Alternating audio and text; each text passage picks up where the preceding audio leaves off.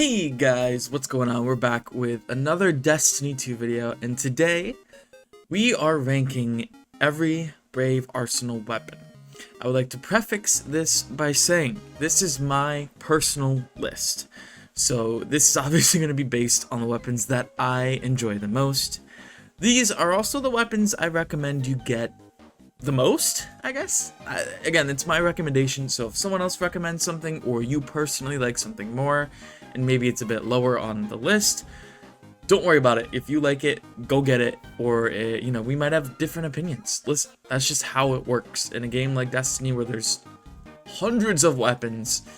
You know, that's just, it's gonna happen. So without further ado, let's get into the first one on the list. There are 12 total weapons from the Brave Arsenal. We have 5 primaries, and we have 4 in the energy slot, and then we have another 4 in the heavy slot. So starting off with number 12, and in the primary or kinetic slot rather, we have Succession. The reason this is at number 12 is because you can still acquire it from Deepstone Crypt and enhance those perks. Now you do get Indomitability instead of the other origin trait. I think Braytech something it has on the Succession from Deepstone. So if you wanted to get that grenade energy or melee energy when you're on a light or darkness subclass respectively, then you might want this one instead. Although you can get similar perks here, Reconstruction, Recombination, I believe you can also get on this, but I have a Reconstruction firing line here. So this is definitely a good sniper rifle if you don't have Izanagi's Burden, which is honestly just a little bit better in this slot. But, you know, it's nice for people who don't either have Izanagi's or the ability to craft the Supremacy from Last Wish. So definitely if you don't have a sniper in this slot that does good damage, I would definitely consider giving this one an attunement and, you know, try to get a roll similar to this or better. Number 11 is also one that you can still obtain from a raid that is currently in the game, and that of course is Forbearance. I still have the curated one. I haven't bothered tuning this yet because I have the God Roll crafted, Ambitious Assassin, and Chain Reaction. But, you know, to be honest, this curated one isn't horrible. You know, I do think there's a better version of this. I think Ambitious is just so fun for ad clear.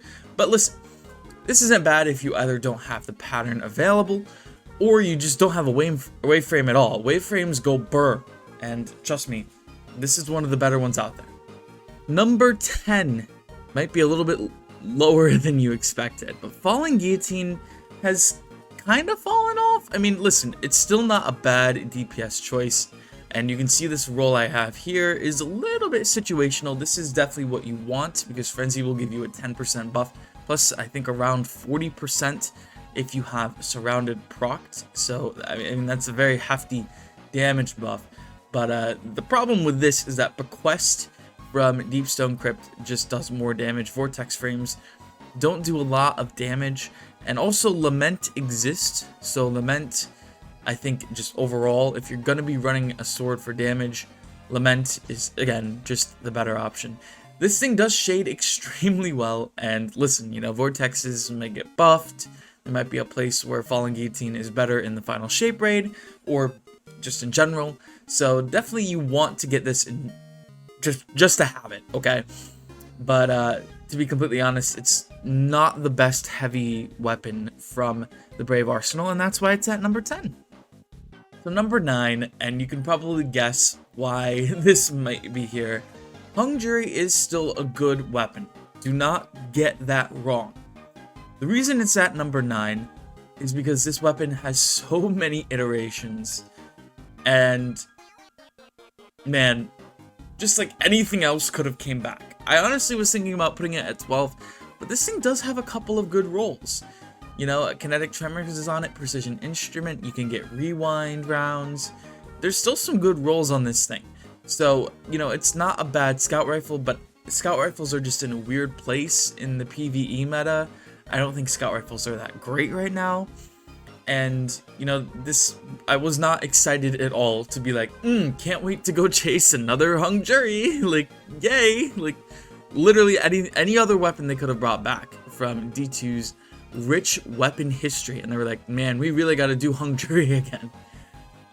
Yeah, it hurts to see this weapon. It does shade well, at least. I mean, all these weapons look cool, but again, anything else, please. Number 8 on the list is the Spider submachine gun, the Recluse. So this thing is nowhere near what it was when it first came out, and well, if it was, it would be the only SMG to ever be used in the entire game, because that's how good it was. It's still not a bad SMG. Funnel Web definitely does give it a little competition, but listen, destabilizing is nice, repulsor brace is nice, there's some good PvP rolls out there. It's not bad by any stretch of the imagination. I just think there are better SMGs out there. If you have Gear Falcons, Manticore goes dummy with Gear Falcons this season. And if it's Season of the Void next season, listen, Recluse is going to get used a lot. And especially in Pantheon this week with the Void Surge on, this thing, I would imagine, is getting some action. Listen, it's at 8 because it's just not as great.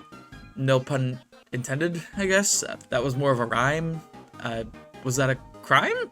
Okay, I'm cringing. This is so cringe. I'm posting cringe on main. Anyways, yeah, it could be better, but it's still not bad. So definitely go get one. And also, the ornaments you have for I mean, come on, look at this thing right here. Just look at it. I mean, super black might not go. Oh yeah, that's kind of ugly. Because it dulls it out. But Callus is selected on this thing. Oh my lord. Yeah, listen, all these weapons look chic. Number 7 is a weapon I actually never got when it first came out. And man, this thing is nails. I've only played maybe 2 or 3 games with this, and I've got 27 kills with this thing in the Crucible. This is, again, the curated role. And man, I want to get me a rapid hit Headseeker one. This one is so good. I mean, look at that range and that stability. It's so good. Like, oh my lord. I'm not sure about the PvE side of this, but I can only imagine it's really nice. Also, with only 65 recoil direction, this thing feels like it doesn't move at all. Like, I don't know what it is, but it feels very, very, very accurate. Like, it's insane. This is one of my favorite pulse rifles in the game. I love 4 burst pulses. They are so fun. I would definitely get this if you're a pulse rifle PvP enjoyer. The reason it's at 7 is just because I haven't used it that much, right? So I'm not like totally in love with it yet, but I'm getting there. You know, maybe if I was doing this list a little bit later, it'd be closer to the top 5 or in the top 5. But man, this thing is fun. Definitely pick yourself up, at least the curated role. But yeah, this thing is great. Number 6 is one of the best machine guns in the game right now. I haven't used it too much, but this thing is so nice. You can get something like rewind rounds, onslaught, you can get destabilizing killing tally, you can get rampage killing tally. Listen, it's just a very solid ad clear machine gun. It goes burr. That's all I have to say. Number 6, solid. So without further ado, let's get into the top 5. And that's going to start off with Mountaintop. Now, I personally haven't used this a lot, but when I have, it's been for movement, and it is so fun to have a grenade launcher that just sends you flying, especially if you throw sticky grenades and you throw a bunch onto the ground and then jump right before they detonate. You will go to the moon, my friends. This thing is fun. It also isn't bad in a pinch for a little bit of DPS, depending on the role that you have. Just know that if you are going for a roll with Vorpal, you actually do less damage if you have Vorpal and 100 blast radius. So you want to make sure that you have less than 100 blast radius if you have Vorpal. If you don't have Vorpal, like with this roll, having 100 blast radius isn't the worst thing in the world. So there you have it. This thing, again, it's fun, it's usable, it's practical, and it's very unique. It's the only micro missile frame in the game ever, so definitely you should pick this one up. Number 4 is Elsie's rifle. Again, I'm a pulse rifle enjoyer, so don't take it personally if you don't like this gun. But Dado said something in his stream last night. I was peeking in for a minute, and he was like, you know, it's someone said No Time to Explain is just a worse version of Elsie's rifle.